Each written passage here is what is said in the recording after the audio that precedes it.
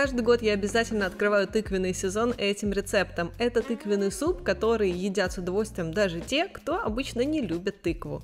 Лучше всего подойдет тыква сорта Butternut. Она более сладкая, и отличить ее можно по форме. Она в форме груши. Разрезаю ее пополам и удаляю сердцевину и косточки. Далее нам понадобится одна средняя морковь.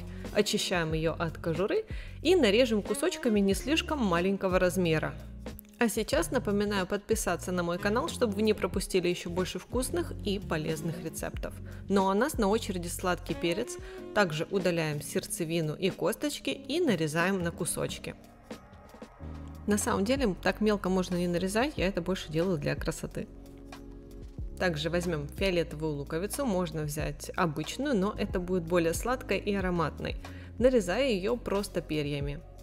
Далее беру противень для выпекания, выкладываю на его дно пергамент и выкладываю тыкву. Кстати, можно взять сразу половинку, я просто выложила обе половины тыквы, так как мне понадобится вторая половина в запеченном виде уже для другого рецепта. Также нам обязательно понадобится головка чеснока, ее кладем внутрь, а в другую сторону кладем томаты. Мы кладем их именно внутрь тыквы, чтобы сок у нас не растекся по всему противню, а наоборот лучше пропитал ее. Посыпаю сверху итальянскими травами и смазываю маслом. Соль не добавляю. Ставлю в разогретую до 180 градусов духовку выпекаться на час. Ничем не накрываю. У меня режим вверх-вниз. Все максимально просто. Прошел час, овощи уже хорошо пропеклись, тыква уже готова, можете потыкать ее вилочкой, чтобы убедиться, что она полностью приготовилась.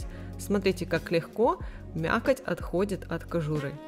Посмотрите, как это просто. Ну а какой запах, я думаю, вы сейчас тоже легко можете представить. Выглядит это все уже максимально аппетитно и хочется съесть все прямо сейчас.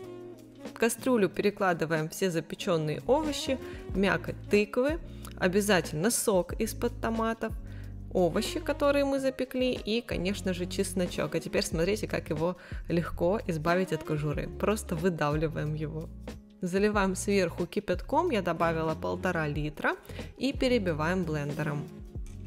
Количество жидкости вы можете изменять на свой вкус. Я теперь добавила еще 200 мл сливок 15% жирности, добавила соль и паприку по вкусу.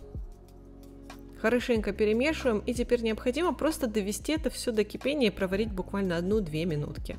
Если суп получается у вас слишком густой, добавляйте еще воды, либо же бульона. Мне больше всего нравится вот такая консистенция. Суп просто невероятно ароматный. При подаче добавляем еще немного сливок, посыпаем тыквенными семечками и готово. А если рецепт понравился, ставьте лайки и подписывайтесь на канал. С вами была Оля, до встречи в следующих роликах.